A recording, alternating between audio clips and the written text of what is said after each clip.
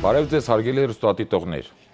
Ազատագրական պայքարին զուգահեռ 1915 թվականին նա հայ որբերին հավաքելով փրկելու նպատակով առաջնորդվում էր հետևյալ նշանաբանով. մեկ հայը, մեկ ոսկի։ Հայորդիներ հաղորդաշարի այսօրվա հաղորդումը նվիրված է մեր ավանի հայդուկապետերից Մուրադ Սեբաստացուն։ Մեր հաղորդման հյուրերն են պատմական գիծների դոկտոր պրոֆեսոր Համլետ Գևորգյանը եւ Երևանի Պետական համալսարանի հայոց պատմության ամբիոնի դոցենտ պատմական գիծների տեխնացու Հովիկ Գրիգորյանը։ Բարի գալուց, պարոն Նայեք, շնորհակալություն հրավերը ընդունելու համար։ Հաղորդումը սկսելուց առաջ հարգելի հեռուստատիտողներ, դիտենք փոքրիկ ակնարկ, որտեղ կներկայացվի Սեբաստացի Մուրադի կյանքը եւ գործունեությունը, եւ կշարունակենք մեր հաղորդումը։ Մուրադ Սեբաստացին իսկական ազգանունն է Խրիմյան։ Ծնվել է Սեբաստիայի Կովտուն գյուղում 1874 թվականին։ Պատանի հասակից անգերազանցելի ըմբիշ էր, հեծյալ ու որսորդ։ 16 տարեկան էր, երբ Սեբաստիա գնալու ճանապարհին նրա վրա հարձակվում են մի քանի թուրքեր։ Մուրադը սպանում է նրանցից մեկին, իսկ մյուսները փախչում են։ Թուրքական բանտից խուսափելու համար անցնում է Պոլիս, ուր մտերմանում է հայ վրիժառուների հետ։ Թուրք ոստիկան ծեծելուց հետո անցնում է Եգիպտոս, ապա Թիֆլիս։ Սասունի 1904 թվականի ապստամբությանը մասնակցելու նպատակով Սասուն մեկնած մարտական խմբերից միակը, որին հաջողվել է հասնել, Թորգոմի գլխավորած 27 մարտիկներից բաղկացած մրիկ հեծելախումբն էր, որի կազմում էին անվանի ֆիդայիներ Սեբաստացի Մուրադը, Քերին, Սեպուհը, Կայծակ Առաքելը։ Կովկաս վերադառնալուց առաջ Մուրադը Սուրբ Թադեի վանքի պատերին հետևյալ գրությունն է կատարում. Անցանք մենք ընդհուր եւ ընդջուր, իսկ ես կսեմ նաեւ ընդարյուն, եւ նորեն կերթանք դեպի հուր եւ արյուն։ Հավատարիմ այս պատգամին 1905-ից 6 թվականներին հայ-թաթարական կռիվների ժամանակ Մուրադը ղեկավարում է Նախիջևանի ինքնապաշտպանությունը, ապա ակտիվ դերակատարում ունենում Զանգեզուրում մղվող պայքարում։ 1910 թվականին իր ծննդավայրի Սուրբ Նշան վանքում Մուրադն ամուսնանում է ուսուցչուհի Ագապիի հետ։ Վկաներից էր Դանիել Վարուժանը, ով հիացած էր Մուրադի սխրանքներով։ Ցեղասպանության նախօրեին Մուրադը ժողովրդին նախապատրաստել է զինված պայքարի։ Նա սկսում է զենք հավաքել։ Սակայն հրապարակվում է Մուրադի ձերբակալման թուրքական հրամանը մեծ գլխագնով, եւ նա 1915 թվականի մարտին բարձրանում է Սարեր, որտեղից տեսնում է իր գյուղի քարավանը, կնոջն ու երեխային, որին կնքել էր Գևորգ Չաուշի անունով։ 22 զինակիցներով Սեբաստացին իջնում է Սև ծովի ափերը, Սամսոն, բռնագրավված թուրքական առագաստանավով հասնում են Բաթում, ապա ազատագրված Երզնկայում Մուրադը Կայծակ Առաքելի հետ զբաղվում է գերեվարված հայ որբերի ետգնմամբ։ Նշանաբանն էր մեկ հայը, մեկ ոսկի։ Փրկված հարյուրավոր որբերին հասցնելով Արաքսի ափ, վերադառնում են միանալու Անդրանիկին։ 1918 թվականին անznուրացաբար մաքարել է հանուն Բաքվի հայության ինքնապաշտպանության։ Նահատակվել է օգոստոսի 4-ին։ Մարմինն ամփոփվել է Թիֆլիսում, Խոջիվանքի գերեզմանոցում։ Պարոն Գևորգյան, խնդրում եմ ներկայացնեք 1904 թվականի Սասունի ապստամբությունը եւ այդ ապստամբության ընթացքում Սեբաստացի Մուրադի ունեցած դերակատարությունը։ Սասունի ապստամբությունը մեր ազատագրական պայքարում 19-րդ դարի վերջի 20-րդ դարի սկզբի հայ ժողովրդի մահաց ազգային ազատագրական պայքարում ամենախոշոր նշանակալի մարտական ձեռնարկը, մարտական գործողությունն էր, որին մասնակցել է նաև Սեբաստացի Մուրադը։ Սեբաստացի Մուրադը մինչև այդ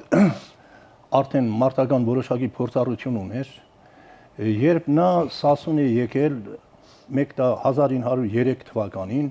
մրիկ խմբով, այդ խմբի կազմում եղել են մեր նշանավոր ֆիդայիներից շատերը, Կայծակ Առաքելը, Սեպուհը, Քերին, Կայծակ Վաղարշակը, Գյումուշխանցի Ավոն, Տուրբախը եւ մյուսները։ Ահա դրանց կազմում էր նաև Սեբաստացի Մուրադը, որը վաղուց ի վեր երազում էր անպայմանորեն լինել Սասունում մեր ազատամարտի ամենանշանավոր վայրում։ Մուրադը այդ խմբի գեղեցկագույն զարդն էր, այդպես է նրան բնութագրում նշանավոր Սեբաստացուն, երբ նա կար ժամանակահատվածում այնպիսի հեղինակություն է ձեռք բերում Սասունում, ֆիդայիների եւ ժողովրդի մեջ, որ երբ արդեն հարց է բարձրանում, թե ով պետք է ղեկավարեր Սասունի ապստամբությունը, Համար 1 թեկնածուների շարքում նշվում է նաև Սեբաստացի Մուրադի անունը։ Իրական առաջնորդն իհարկե Տարվան Աշխարհի եւ Սասունի հրայր դժոխքն էր, բայց հրայր դժոխքը չէր հավակնում լինելու մարտական ուժերի հրամանատար եւ մնացել են 3 հոգի թեկնածուներից։ Առաջինը իհարկե Գևորգ Չավուշն էր, որը շատ ավելի հայտնի էր, Սեբաստացի Մուրադը եւ Անդրանիկը։ Գևորգ Չավուշը նույնպես համեստ, այդպես նկարագիր ունեցող մարդ էր եղել, հրաժարվում է, Սեբաստացի Մուրադը նույնպես հրաժարվում է եւ ահա այդ երկուսի առաջարկությամբ հրամանատարությունը ստանձնում է Անդրանիկը։ Սասունի ապստամբությունը պիտի ասել, որ այնքան էլ պատրաստված չէր եւ սկսվեց վաղաժամ, այն ինչ որ ծրագրել էր հրայր դժոխքը, դա չիրականացվեց։ Սասունի ապստամբությունը վաղաժամ սկսվեց, շատ թույլ պատրաստված, թեև Սասունի մարտական ուժերի հերոսական դիմադրությանը իհարկե Սասունը երկարատև դիմադրել չէր կարող։ Եվ ի վերջո թուրքական կանոնավոր զորամասերին հաջողվում է ընկճել Սասունի պաշտպանների դիմադրությունը եւ ներխուժել Սասուն եւ ահա այստեղ Սասունի բնակչությունը զգալի կորուստներ է ունենում եւ ահա այստեղ էր որ իր նշանակալի խոսքն ասեց Սեբաստացի Մուրադը։ Նա Սասունի բնակչության մի մասին տեղափոխեց դաշտ եւ այդ հանձնարարությունը Սասունի ինքնապաշտպանական ուժերի մարտական խորհրդի առաջադրանքով այդ հանձնարարությունը տալիս են Սեբաստացի Մուրադին եւ դա պատահական չէր, որովհետեւ այդ կռիվների ընթացքում Մուրադը իրեն դրսևորել է որպես հմուտ հրամանատար, շատ քաջ ազատամարտիկ եւ ահա նա կարողանում է Սասունի բնակչության զգալի մասին տեղափոխել իհարկե ճանապարհին կռիվներ մղելով գրեթե անկորից տեղափոխել եւ բնակեցնել դաշտի գյուղերում։ Դա Սասունի ապստամբության ժամանակ Սեբաստացի Մուրադի մեծագույն ծառայությունը կարևորը բնակչության հայ բնակչությանը փրկել է։ Այո։ Սասունի ապստամբությունը դրա գլխավոր նպատակն այն էր, որ երկարատև դիմադրությամբ եվրոպական տերությունների ուշադրությունը բևեռել հայկական հարցի վրա, իսկ այդ եվրոպական տերություններին ապավինելը դարձել էր մեր ազատագրական պայքար առաջնորդող հայ հեղափոխական դաշնակցության գործնեության կարելի է ասել գլխավոր ուղենիշը, որը չիրականացավ։ Սասունը թեև հերոսական դիմադրության այնուամենայնիվ թուրքերին հաջողվեց ընկճել սասունցիների դիմադրությունը եւ եվրոպական տերությունները ոչ մի ուշադրություն էլ չբևեռեցին հայկական հարցի վրա։ Սակայն նաև պիտի մեր հերոստատիտողներին ներկայացնենք, որ Սասունի ապստամբությանը մասնակցում են շատ փոքրաթիվ ֆիդայներ, որոնք դիմադրում են տասնյակ հազարավոր, այո։ 1000 զինվորներից ավել չի եղել, կռվողներ, որոնցից զգալի մասը զինված է եղել հնատիպ զենքերով, շատ քչերներ, որ ունեցել են Մոսին հրացիներ, բայց այնուամենայնիվ Սասունի ապստամբությունը իր հերոսականությամբ ունեցավ առավելապես դաստիարակիչ նշանակություն։ Ոգևորիչ, այո, շատերը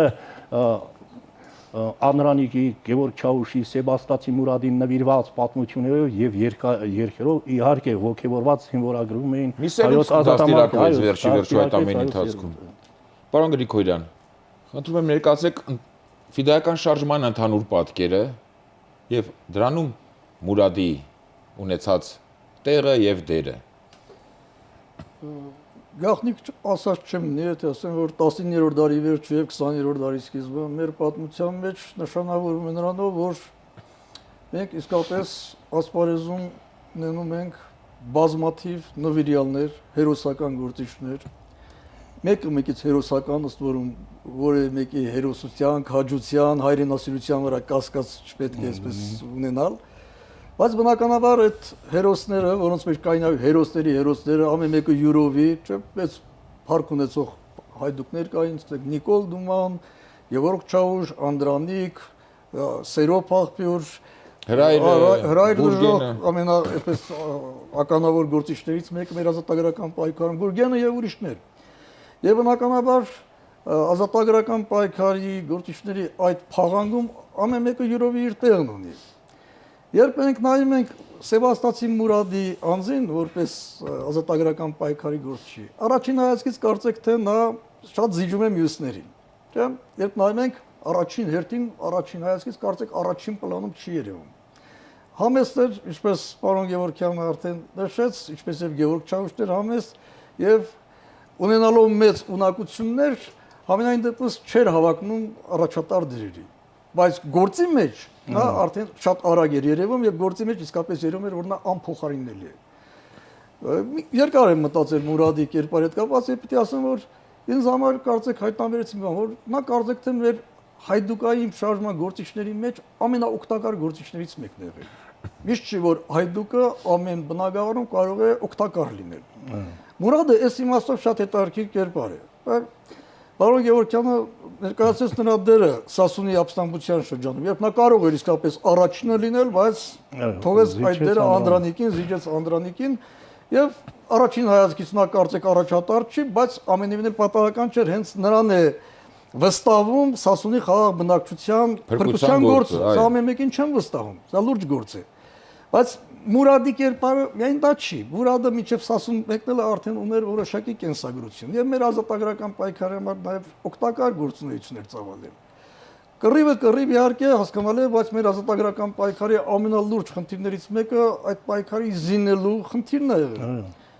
Արևմտյան Հայաստան զենք զինամթերք ուղարկելու այդ գործը կազմակերպելու խնդիրը։ Որը բավականին դժվար եւ բավականին դժվար է, քիչ էլ անշնորհակալ գործ է, չերևացող գործ է եւ շատ պահանջում է որ չերևա ընդհանրապես այդ գործ անողը, բայց Մուրադ Սեբաստացին այս բնակավարում իսկապես անփոխարինելի գործի չեղել, եւ նախքան Սասուն մեկնելը, ինչպես եւ շատ շատերը նայել մղվում էր դեպի Արևմտյան Հայաստան, շատ է փորձել գնալ, բայց նրան անդադ հետ էին պահում, որովհետեւ նա ուներ օգտակար կատարելիք դեր Կարսի մարզի տարածքում, որտեղ զենքի, զինամթերքի պահեստավորման, սահմանամերձ շրջաններ տեղափոխելու, այդ խմբերը հանդերձավորելու, զինելու գործում կարևոր դերակատարություն է ունեցել։ Ժամանակի ուշագիրները բավականին հետաքրքիր վկայություններ են թողել նրա կատարած մեծ դերի վերաբերել այս հարցում։ Թե ինչպես նա կարող էր, ասենք, հայտնվել Ալեքսանդրապոլում շատ հասարակ այսպես կերպարով, զիուրանստած, որպես առևտրական կամ ինչ-որ կերպար, կարող էր այդ թամբերի մեջ տեղավորել հրացաններ կամ փամփուշտներ տեղափոխել հարմար տեղեր, այսինքն գործի այն սև մասն է, որ շատ օգտակար գործ է։ Մեր ազատագրական պայքարը այսպիսի գործիչների կարիք ունի շատ, որոնք այդ սև գործը պիտի կատարեն։ Առանց որի պայքար առանց որի պայքար կազմակերպելը հնարավոր չի, առանց որի ազատագրական պայքարը բնականաբար դատապարտված է անհաջողության։ Եվ Մուրադը միայն այս առումով չի, որ անփոխարինել է, որտեղ տեսնում ենք անփոխարինել է։ Շատ հետաքրքիր մի նամակ ունի Ռուբեն Տերմինասյանը 1906 թվականին հայ-թաթարական կռիվներին կարծում եմ դեռ կանդրադառնանք։ Այդ կռիվների շրջանում է նամակ է ուղարկում, ուրեմն Տարոնից ասում է, այդ Մուրադին ասում է, սխալ տեղ եք դրել, ասում է։ Նրանց հետ ասում է թաթարների, համշարիների ասում է, դրանց ասում է հարցերը ով ասեց կլուծի։ Նրան ասում է իր տեղը բերեք, թողեք ասում է Կարսի մարզում գա եւ զբաղվի զենքի զինամթերքի ասում է փոխադրման գործի կազմակերպման, որովհետեւ ամեն մեկը չի որ սա կարող է կատարել։ Հա, այնտեղ քաջը Մուրադը երևաց իսկապես Զանգեզուրում, բայց այդ գործը, այդ սև գործը Մուրադը իսկապես կատարեց Կարսում, իհարկե միայնակ չէր, իր կողքին կային նաև ուրիշներ, Արամայիս Ազնավուրյաններ այնտեղ, էլի գործիչներ էին, որոնք այդ գործով զբաղվում էին, բայց Մուրադի դերը մեր հայդուկային պայքարում միշտ այս ասպեկտով եմ գնահատում, որ նա իսկապես առաջին հայացքից համեստ է, ոչ մեկին չի զիջում իր քաջությամբ, թեև շատ բարձր կրթական մակարդակ չունի, բայց իր բնատուր խելքով չի զիջում, շատ-շատերին նաև գերազանցում է, անznուրած նվիրված է, երբ նվիրված է իր գործին իսկապես, հարկ եղած դեպքում ինչու՞ չէ, նաև կարող է ամենակաջի կողքին լինել եւ քաջերի քաջը դառնալ։ Այսինքն Սեբաստացի Մուրադը ֆիդայական շարժման մեջ դրսևորվել է երկու կարևոր ուղղությամբ՝ նախապատրաստում, նշեցիք այդ զենքերի տեղափոխում եւ արդեն բուն ֆիդայական պայքարին ակտիվ մասնակցություն ղեկավար դերակատարել։ Եվ նաև Կարսի մարզում հայտնի է Շանթ խմբի կազմում է եղել, որի դերակատարությունը շատ հետաքրքիր է։ Սա հայտնի Փոթորիկ խմբի հետ կապված գործ է, որ ասում է որ նա այլ այդ բնակավարում էր նրա կարողությունները օգտագործում եւ Մուրադը երբեմն հեռանում էր, չէ՞, Կարսից մեկնում էր Թիֆլիս կամ այլ վայրեր կատարելու համապատասխան հանձնարարություն, այսինքն նաև կատարում էր այդ տիպի առաջադրանքներ, այսինքն բազմակողմանի, այսպես կայացած հայդուկ էր, էլի հայդուկ կա, որ կարող է միայն կռվի մեջ է երևում։ Հայդուկ կա, որի օգտակար դերը այլ տեղերում է նաև երևում եւ արդյունավետությունն է։ Իսկապես այդ իմաստով նա արդյունավետ հայդուկ է։ Նաև ոչ միայն հայդուկ, նաև իր հետագա կենսագրության մեջ մենք տեսնում ենք նրա գործունեության արդյունավետությունը, որտեղ էլ նա լինի, իսկապես դա կլինի հայ-թաթարական կռիվների ճակատում, դա հետո կլինի ընդհանրենք երիտուրկական հեղաշրջումից հետո հայրենի երկզնկա Էվանի հետ Սեբաստիան ծավալածի մշակութային գործունեության ասպարեզում կլինի առաջին աշխարհամարտի բոլոր տեղերում նրա գործունեությունը իսկապես արդյունավետ է եւ բոլոր հայդուկներին չի որ սա շատ բնորոշ է պետք է ասել։ Այս առումով եզակիներից էր յուրահատուկ հայդուկ է, այսպես կարող ենք ասել եւ ամենևին էլ պատահական չէ որ ժամանակը երևի թե ավելի պիտի ցույց տա նրա կարևոր դերակատարությունը մեր ազատագրական պայքարում։ Մի տեսակ կարծեք ստվերում է հայտնվել ընդհանրապես դեպ աշխատություններ կան տպագրված, բայց իրական մուրադի կերպարը կարծում եմ դեռ պետք է վերանել եւ պարոն Գևորգյանը էլ դառնալ վերանելիք։ Կարծել է նրա օժտվածությունը շատ հստակ կերպով դրսևորվել է ՀՅԴ դաշնակցության 4-րդ ընդհանուր ժողովում, որը տեղի ունեցել Վիեննայում։ Դա պատմական նշանակություն ունեցող ընդհանուր ժողով էր, որտեղ ընդունվել է երկու ծրագիր՝ Կովկասյան նախագիծը եւ սոցիալիզմը, ընկերվարությունը։ Այդ համաժողովին մասնակցել են մեր բոլոր նշանավոր, գրեթե բոլոր նշանավոր ֆիդայիները, Անդրանիկը, Սեպուհը, Սև Քարեցի Սակոն, բայց ելույթ է ունեցել հիմնականում Մուրադը։ Հատկապես Կովկասյան նախագծի վերաբերյալ նրա դատողությունները, ինչ ասեմ, եթե ծանոթանաք, թվում է թե նա ավարտել է ամենաբարձրագույն համալսարանը։ Բանավիճերում նա շատ ավելի խելացի մտքեր է արտահայտում, քան մյուսները, ովքեր որ ավարտել են եվրոպական համալսարաներում։ Եվ Կովկասյան նախագծի կապակցությամբ նա իրավացորեն ասում է, դաշնակցությունը ընդունել էր մի ծրագիր, որով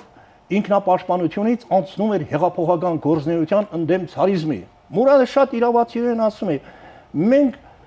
թուրքա-արևմտյան Հայաստանի հարցը չլուծած, երբ հեղափոխական պայքար են մղում սուլտանիզմի դեմ, սուլտանի դեմ, այս անգամ էլ ցարիզմի դեմ պետք է հեղափոխական պայքար մղենք։ Սա շատ անլուրջ տեսակետ էր եւ մեր հայության ուժը չէր կարող այդքան լինել, որպեսզի պայքարեն երկու ճակատում եւ Մուրադը իրավացորեն հարց է տնում, որ այս ծրագիրը հեղափոխական պայքարը ընդդեմ ցարիզմի դա բոլորովին տեղին չէ։ Եվ բազմաթիվ հարցերի վերաբերյալ Մուրադի արտահայտած տեսակետները թե սոցիալիզմի վերաբերյալ, թե այլ հարցերի վերաբերյալ իրոք շատ լավ տրամաբանված եւ խելացի այս արտադրումներ են պարունակում։ Սեբաստիացի Մուրադը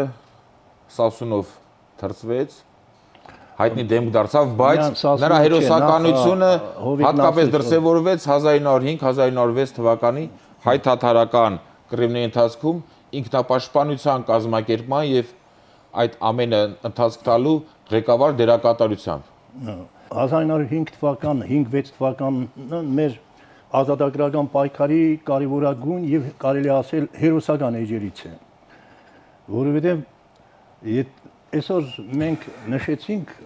հայոց մեծ եղեռնի ցեղասպանության 100-ամյակը, սակայն պետք է նաեւ նշել, որ ցեղասպանության փորձեր հայության նկատմամբ եղել են մինչև 1915 թիվը։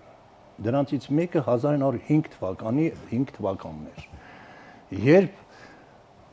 Կովկասահայության նկատմամբ փորձեց իրականացվել ցեղասպանություն։ Սակայն այդ ցեղասպանությունը Կովկասահայության նկատմամբ ցախողվեց շնորհիվ մեր ֆիդայիների գլխավորությամբ կազմակերպված ինքնապաշտպանության։ Ահա կազմակերպիչներից մեկն էլ հենց Սեբաստիացի Մուրադն էր։ Ընդհանուր ջարդերը ցարիզմի ցարական իշխանությունների թողտղությամբ մահմետական թուրքական զինված ամբոխը, զինված հրոսակախմբերը սկսեցին հայկական կոտորածները Բաքվից եւ ահա այդ ջարդերի ալիքը սփռվեց, տարածվեց գրեթե բոլոր հայաբնակ շրջաններում։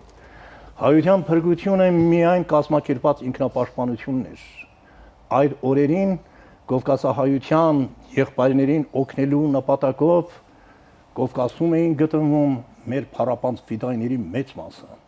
Բացառությամբ Գևորգ Չավուշից եւ նրա խմբից, որոնք Սասունում են, եւ Անդրանիկը, որ գտնվում էր Բուլղարիայում։ Մնացած բոլոր անվանի ֆիդայիները Կովկասում էին։ Յուրաքանչյուրին հանձնարարված էր ինքնապաշտպանական որևէ շրջանի ղեկավարությունը։ Գլխավոր ամենաընթարցակ շրջանը դա Երևանի նահանգն էր, որի ընդհանուր հրամանատարը մեր ազատագրական պայքարի ամենանշանավոր գործիչներից մեկը Նիկոլ Դումանն էր։ Այդ ինքնապաշտպանական շրջանի մեջ էր ընդգրված նաև Զանգեզուրը։ Զանգեզուրը վարչատարածքային առումով մաս չէր կազմում Երևանի նահանգի, նա Գանդի Ելիզավետպոլի նահանգի, բայց որպես ինքնապաշտպանական շրջան մտնում մասն էր կազմում Երևանի նահանգի, այսինքն Նիկոլ Դումանի հրամանատարությամբ էր գործում այդ շրջանը։ Եվ պիտի ասել, որ Զանգեզուրը ամենադժվարին շրջաներից մեկն էր։ Եվ ահա Նիկոլ Դումանը այդ շրջանի հրամանատարությունը հանձնում է հենց Սեբաստացի Մուրադին, որը իր անբաժան զինակիցների հետ Կայծակ Արաքելի, Գյումուշ-Խանձի Ավոյի եւ Մեշեդի Ավետիսի ուղեկցությամբ գալիս է Զանգեզուր եւ ներկայանում է Զանգեզուրի հոգեվոր թեմի առաջնորդ Ներսես եպիսկոպոս, այդ ժամանակ վարդապետ է եղել Մելիք Թանգյանին, մի հրաշալի կերպար մեր ազատագրական պայքարում, այդ հոգեվորականը։ Եվ պիտի ասել, որ Սեբաստացի Մուրադը կարելի ասել մինուսից սկսեց, նույնիսկ զերոյից էլ չէ, Զանգեզուրի ինքնապաշտպանության կազմակերպումը։ Ուղղակի ապշեցուցիչ է,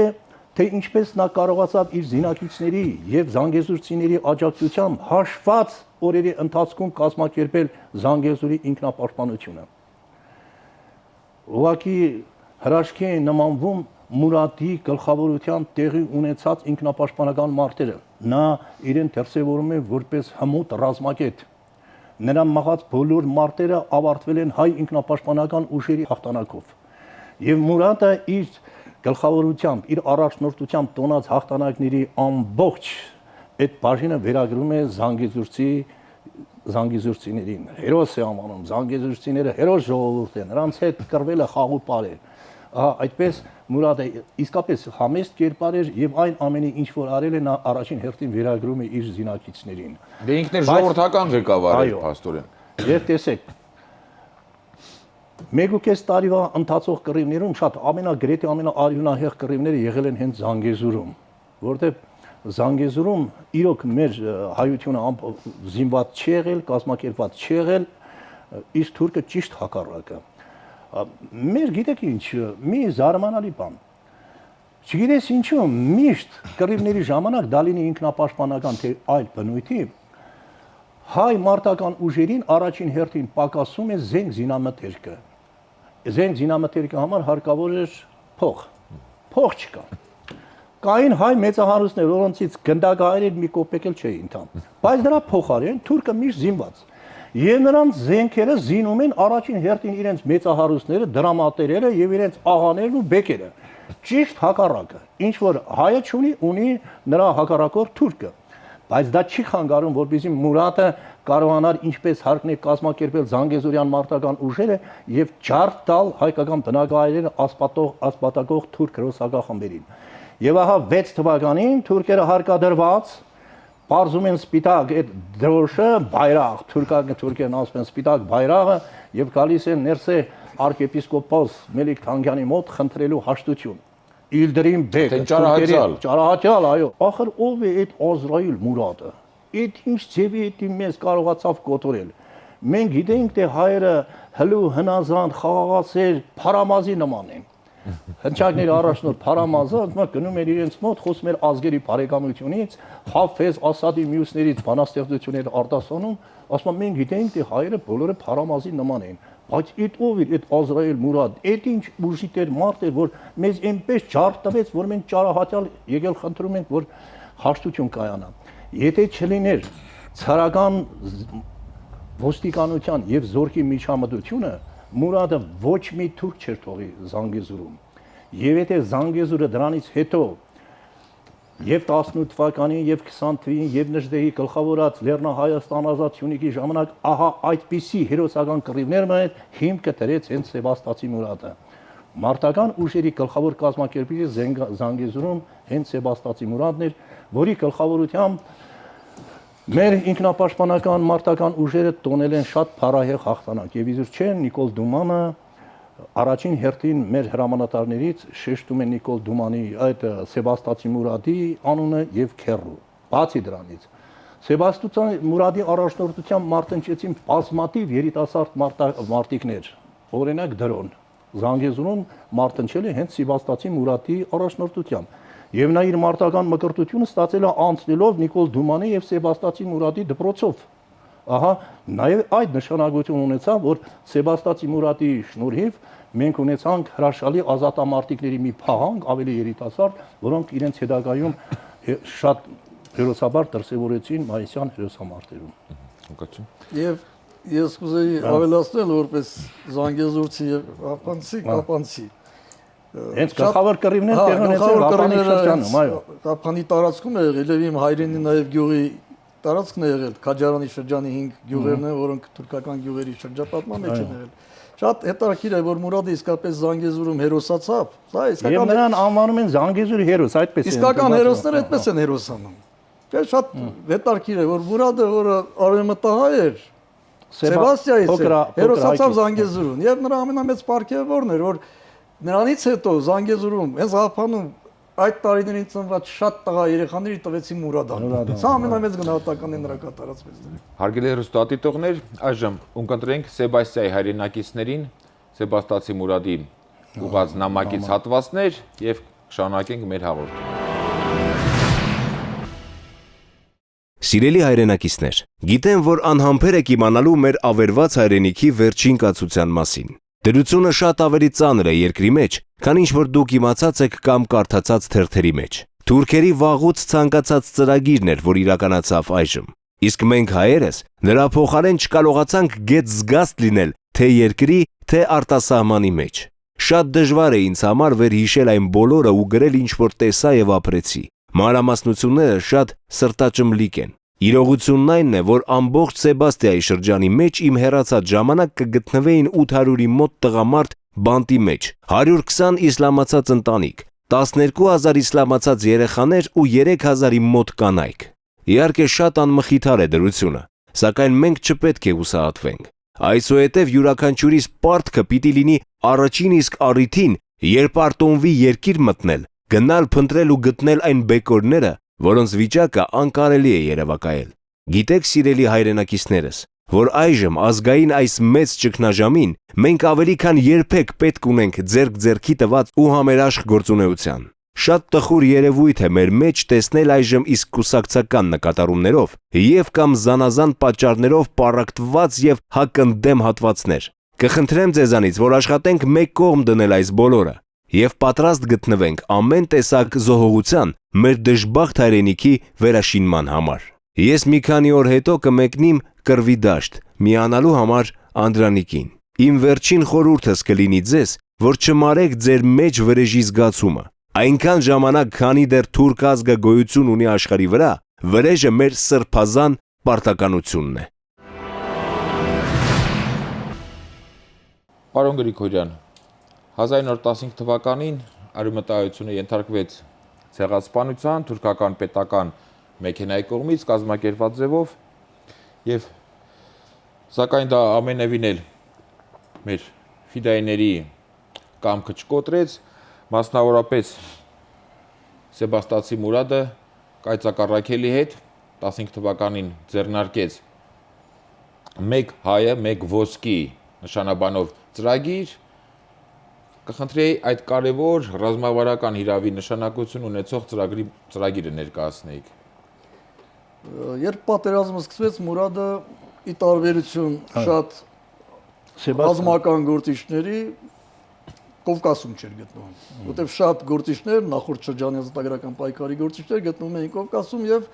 կանգնեցին կամավորական շարժման գլուխ, գլխավորեցին կամավորական ջոկատները։ Մուրադը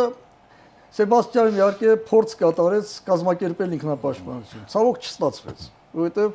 եւ հայ պահպանողական տարերը եւ նաեւ անգամ հնչակյան այն գործիչները, որ կարող էին իր հետ համագործակցել, չգնացին համագործակցության եւ Սեբաստիայում դա չկարողացավ կազմակերպել հարկեղած ինքնապաշտպանությունը եւ շատ այսպես ֆենոմենալ մի ռեյդ կատարեց Սեբաստիա լեռներում։ Մի քանի ամսվա այսպես ռեյդ, որ հյուսիսով հասավ Սևծով, Սևծով հասավ Բաթում եւ ի վերջո ժամանելով Անդրկովկաս, այնուհետեւ մեկնեց ռազմաճակատ։ Տեսավ այն ինչ կատարվել է արևմտահայության հետ։ Եվ բնական է, որ շատ մեծ էր այն ժամանակ եւ հիասթափությունը, եւ շատերի մեջ կար հուսահատությունը, բայց Սեբաստիացի Մուրադը այդտեղ կարծեք ցույց տվեց, որ ինքը գործի մարդ է։ Իսկապես գործի մարդ է, որովհետեւ ինչ եղել էր, արդեն եղել էր։ Արևմտահայության մեծագույն մասը բնաջնջված էր։ բայց բնականաբար պետք էր մտածել հետոյի մասին, որովհետև պետք էր փրկել արևմտահայության բեկորները։ Իսկ այդ բեկորները շատ հաճախ կանանց, երեխաների տարբերակով հիմնականում գտնվում էին թուրքերի մոտ, քրդերի մոտ, գերի վիճակում եւ պետք էր սրանց հայտնաբերել, պետք էր գտնել։ Իհարկե Մուրադը լծված էր ինչպես եւ շատ հայդիկներ վրեժխնդրության ոգով եւ գաղտնիք չի նաեւ որ նաեւ նրա հետ է կապված, նրա սեպուի մյուսների հետ կապված են նաեւ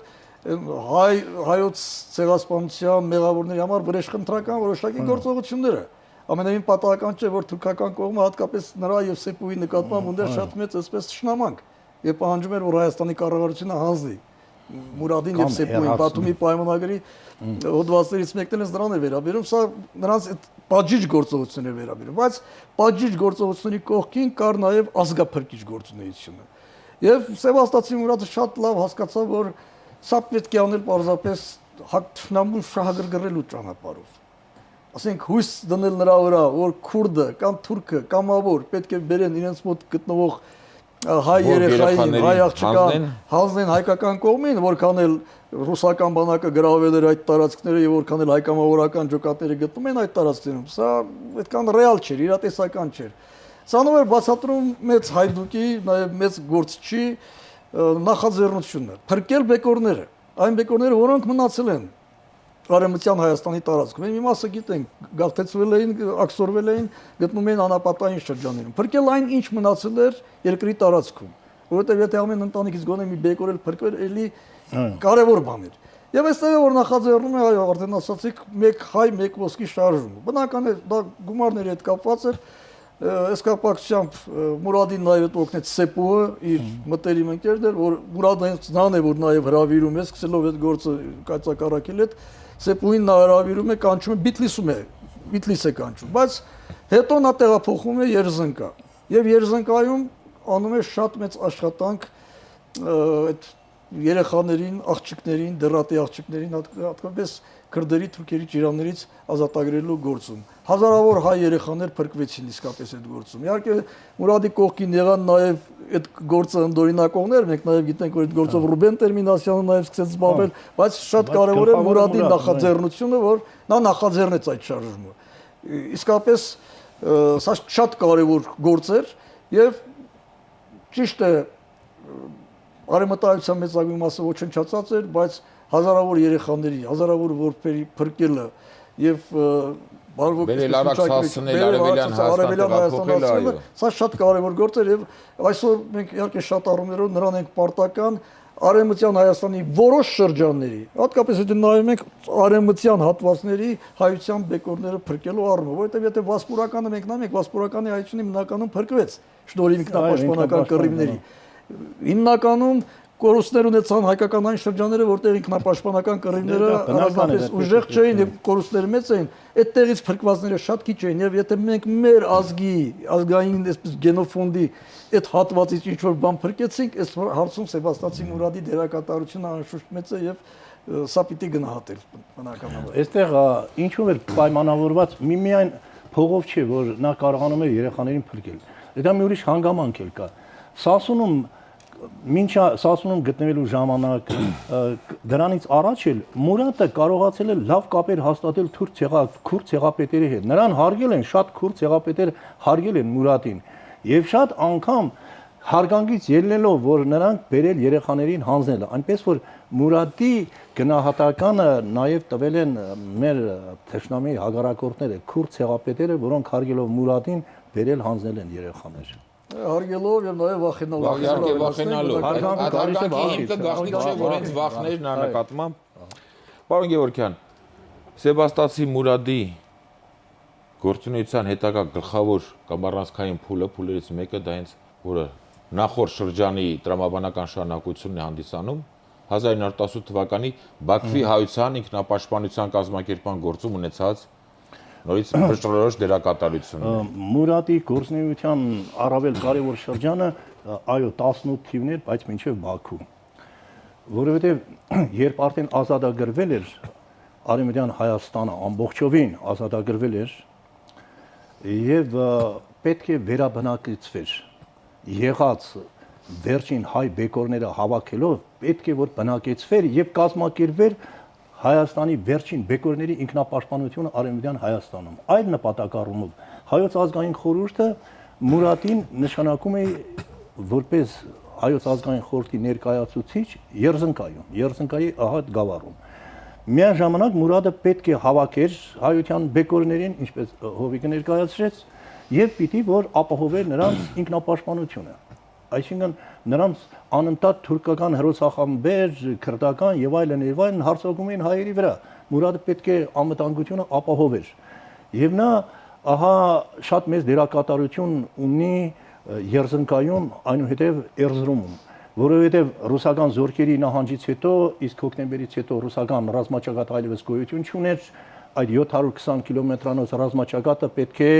պաշտպանեին նոր կազմավորող հայկական փոքրականակ զորամասերը։ Զորամասերից մեկն էլ գնդապետ Մորելի գլխավորությամբ հենց Երզնկայում էր, բայց հիմնական գործողությունը կարելի է ասել, որ կազմակերպում ղեկավարում էր հենց Սեբաստացի Մուրադը։ Երբ թուրքական զորքերը անցնում են հարձակման, Մուրադը կարողանում է ձմռան խստաշունչ պայմաններում 1918 թվական փետրվարին հազարավոր հայերի անընդհատ որոնք ենթարկվում են հարձակումների կարողանում է տեղափոխել մինչև Էրզրում։ Հատկապես հրաշքի է նմանվում նրա անօրինակ անցումը Եփրատ գետով։ Թուրքերը եւ քրդերը երկու կողմից կրակ են տեղում ուրեմն հայ գաղթականության վրա։ Մուրադը գրոհ է տալիս, ճեղքում է այդ թուրքերի քրդերի մարտաշարքերը եւ հազարավոր հայերի կարողանում է հասնել Էրզրում եւ սպասում են Էրզրումի ռազմաճակատի հրամանատար Անդրանիկի Գալստյանը։ Պիտի ասել, որ Էրզրումի պաշտպանությունը, Էրզրումի ռազմաճակատի պաշտպանությունը այդքան էլ լավ չի կազմակերպված եղել։ Էրզրումը գրեթե առանց դիմադրության հանձնել են թուրքերին։ Եվ դարձյալ կրակների կիզակետում Մուրադն է իր մարտական զինակից Սեփուհի հետ միասին 30,000-ից ավելի գաղթականություն անընդմեջ կռիվներով հասցնել մինչև Սարիղամիշ եւ Կարս։ Ահա Մուրադի գործունեության ամենակարևորագույն շրջաններից մեկը, եթե ոչ ամենակարևորագույնը։ Եվ ահա այստեղ էլ զուտ մարտավարական առումով դրսևորեց Մուրադի ռազմագիտական տաղանդը։ Նա Սեփուհի հետ միասին մեր հայ կական զորքի հրամանատար Արեշյանին, մի ապաշնոր գեներալի, ներկայացրեց մարտեր վարելու նոր տակտիկա, նոր մարտավարություն, այն է թուրքերը օգտվելով հայկական հրամանատարության ուրեմն պասիվությունից կարողանում են վերախմբավորել ուժերը եւ անընդմեջ հարվածել, անակնկալ հարվածներ տեղալ։ Մուրադն առաջարկում է ուրիշ մարտավարություն, շարժական զորամասներով անցել հակառակորդի թիգունքը եւ անընդհատ հարվածներ տեղալ, չթողել որ թուրքական զորամասերը կենտրոնանան եւ հարձակվեն հայկական ուրեմն զորամասերի վրա։ Սակայն գեներալ Արեշյանը նրանց ինչպես հարկն է չի ընդունում, նրանց անվանելով տգետ, չգիտեմ, ռազմագիտությունից հեռու մարդ, ահա այդպիսի պրոֆեսիոնալ կադրային զինվորականները մեր ազգային հերոսների նկատմամբ ահա այդպիսի վերաբերմունք ունեին։ Մանավանդ թուրքերը հարձակման ժամանակ, երբ նրանք խախտեցին Երզնկայի զինադատարը եւ անցան հարձակման, պատճառաբանում էին իբր թե գնում են իրենց արյունակիցներին պաշտպանելու, որոնց կոտորում է Սվասի Մուրադը եւ Բաբերցի Սեփուհը։ Եվ տեսեք, մեր ազգային խորհուրդը այդ երկու նշանավոր ռազմիկների հեռացնում է, տալիս է 50,000 ռուբլի եւ նրանց հեռացնում է Կովկասից ընդհանրապես։ Մուրադը մի հրաշալի մի մարդ, մտադրում է գնալ Մոսկվայից զորք բերելու Հայաստան ազատագրելու։ Մեկնում է հյուսային Կովկաս Սեփուհի հետ միասին, բայց քաղաքացիական կռիվներ են, նա չի կարողանում իհարկե գնալ առաջ, որովհետեւ ճանապարհները լրիվ փակ են, բայց կարողանում է հասնել Բաքու, այդ ժամանակ Բաքվի կոմունան էր։ Եվ Մուրադը գալիս ներկայանում է Ստեփան Շահումյանին եւ նույն օրն էլ մեկնում է ռազմաճակատի ամենաշիկացած կետը։ Եվ այդ նույն օրը ռազմաճակատում թուրքերի հարձակման հետևանքով ուրեմն Համազասպի եւ նրա հարևանությամբ մարտնչող մի գումարտակի շարքերը կարծեք թե տեղի են տալիս թուրքերի հարձակման եւ խոճապ է առաջանում։ Մուրադը անմիջապես ինքն է ստանձնում հրամանատարությունը եւ փաստորեն Մուրադը դառնում է այդ ռազմաճակատի հրամանատարը։ Բայց դժբախտաբար հենց նույն օրն էլ Մուրադը շատ կարճատև կյանք է ունենում Բաքվում։ Դա էլ երևի հայի չար բախտից էր։ Մուրադը որոշում է, ահա երբ կանգնեցնում է թուրքական, արդեն այդ մեր զինվորներից շատերը սկսում են նահանջել։ Նաեւ այնտեղ խմբեր կան, որոնք դիմել են փախուստի։ Մուրադը կանգնեցնում է այդ խոչապը եւ կողմանը հետ է մղում թուրքերի գրոհը եւ ռազմաճակատ կայունացնում, փաստորեն ստանձնում է ռազմաճակատի հրամանատարությունը եւ որոշում է գravel տեղանքին իշխող բարձունքներից մեկը։ Սեպուհը համաձայն չի լինում, բայց Մուրադն ասում է պետք է գրավենք այդ բարձունը, որովհետեւ դա ռազմավարական նշանակություն ունի, ահա այս շրջապատի նկատմամբ։ Եվ գրոհ է տալիս գրավում է այդ բարձունքը, բայց մի պատահական գնդակ դավադիր գնդակ, այո։ Եվ այստեղ էլ Մուրադը առաջարկում է Բաքվի կոմունայի զորքի հրամանատարությանը կիրառել այն մի մարտավարություն, որը չընդունվեց Սարիղամիշում։ Հետևյալն էր՝ նավակներով անցնել թուրքերի թիկունքը եւ այնտեղից սկսել հարվածել թուրքերի թիկունքին։ Այսինքն սա նմանվում է պարտիզանական կռիվներ վարելու մարտավարությանը։ Բայց Մուրադը զոհվեց եւ ահա այդ մարտավարությունը չիրականացավ եւ գիտենք, որ Բաքուն ի վերջո գրավեցին թուրքերը եւ տեղի ունեցավ Բաքվի հայության կոտորածները։ Ափսոս Մուրադ, եթե մնար ես խորապես համոզված եմ, որ Մուրադի նման մարդը կարողանար կազմակերպել Բաքվի պաշտպանությունը եւ թուրքերի այդ Էնվերի եղբայր Նուրի Փաշային չէր հաջողվի։ Բարեբախտաբար մեր ժողովրդի արգանդը Մուրադներ ծնում է, բայց դժբախտաբար շուտ զոհվում են։ Ես կցանկանայի մի խնդրի անդրադառնալ, նաեւ Սեբաստացի Մուրադ գործչի կեցվածքն է այն ժամանակվա շատ բարդ օրերում, երբ գաղտնիք չէ, որ հատկապես մեծ եղերնի ծանր դեպքերի ազդեցության տակ ներազգային կյանքում բավականին լուրջ խնդիրներ էին առաջացել եւ հաճախ էր դրվում արևելահայի, արևմտահայի եւ այս տիպի խնդիրներ։ Մուրադը այդ օրերին եւ իր ամբողջ կյանքի ընթացքում ցույց տվեց, որ ինքը ամբողջ հայ ժողովրդի զավակն է, որ իր համար հայրենիքը մեկն է։ Դա եւ Զանգեզուրն է, եւ Սեբաստիանը, եւ Սասունն է,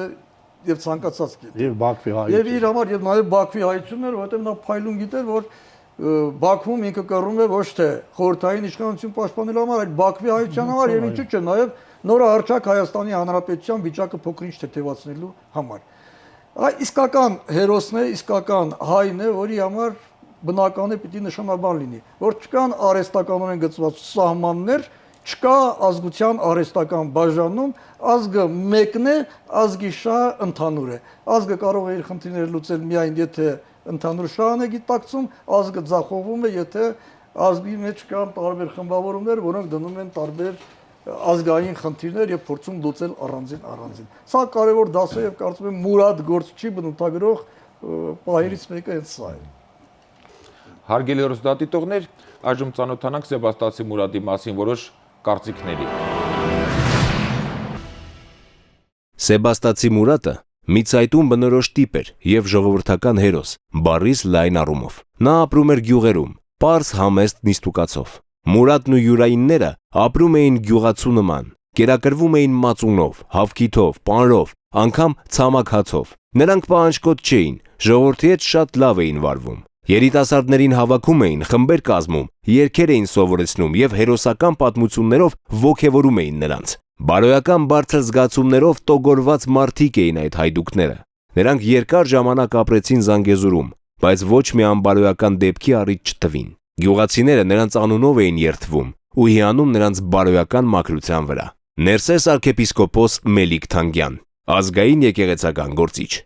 Արդարև ես չեմ հիշում մեր հեղափոխական մարտիկներից մեկը, որ այնքան խորունկ ու ամբողջական տպավորություն թողած լինի վրաս, որքան Սեբաստացի Մուրադը։ Ահ Մուրադը,